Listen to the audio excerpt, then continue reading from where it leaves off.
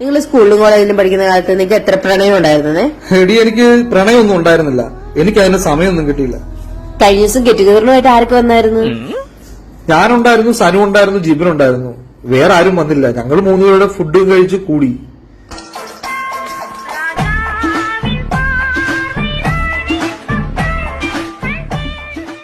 രാജി, സിന്ധു, ബിന്ദു, ഇവർ മൂന്നുപേരായിട്ടായിരുന്നു.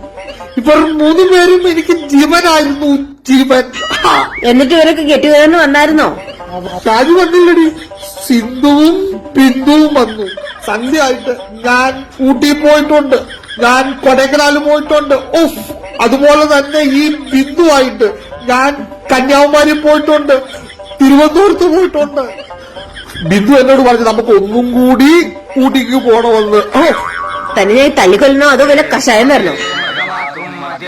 ദുരിതത്തിൻ വിത്ത് വിതയ്ക്കും വിഷമേ.